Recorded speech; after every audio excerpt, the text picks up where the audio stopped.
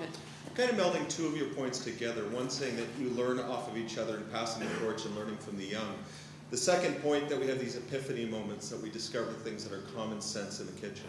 And that's so often directed around technique. And I'm wondering if you have any tips on how to improve our technique of sourcing good product to the second part of your equation. Well, again, repetition. I mean, you get better at doing something the more you do it.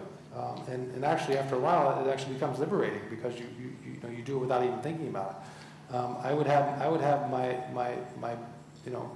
opportunities to really think about what I wanted to do with the salmon and not have to worry about how I was cleaning it, because I became so efficient at cleaning a salmon that I was able to think about what to do with the salmon after I cleaned it, or I'd be able to raise my head and see what's going on in the kitchen. The liberation that comes with the repetition of doing something so often that you become so good at it that you don't have to think about it anymore is really, I think, very important. And I think it's something that we sometimes take for granted because we want to move on and learn the next thing. The next thing will always be there, and I think a lot of us have to appreciate the moment that we're in right now and respect that moment, because it's hard to go back. It's hard, what you don't learn today, it's hard to come back tomorrow and learn it, because you continue to grow in your career and you continue to become more elevated in the brigade, and all of a sudden you find yourself a sous chef, but you don't know how to do specific things, specific tasks. And I think it's very important to learn those basics, those fundamentals, and really enjoy them at the moments that we're doing them. What was the second part of your question? I'm sorry. Really looking for tips on sourcing.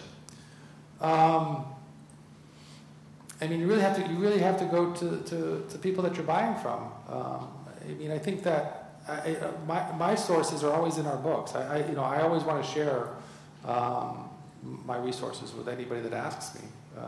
The idea of not sharing anything, whether it's a recipe or an idea, a technique, seems to me so contrary to what cooking is about.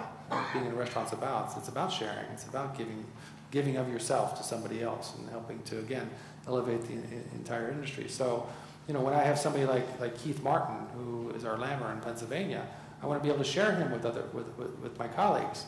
Now, it's,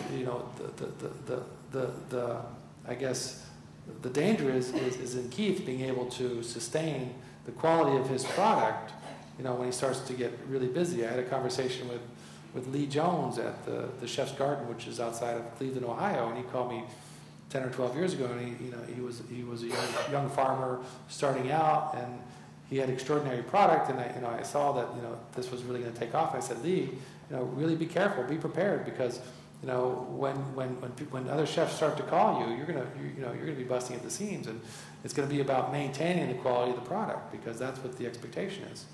So resourcing is very easy today, or at least to find out who the people are. It's pretty easy today with the internet and books like ours.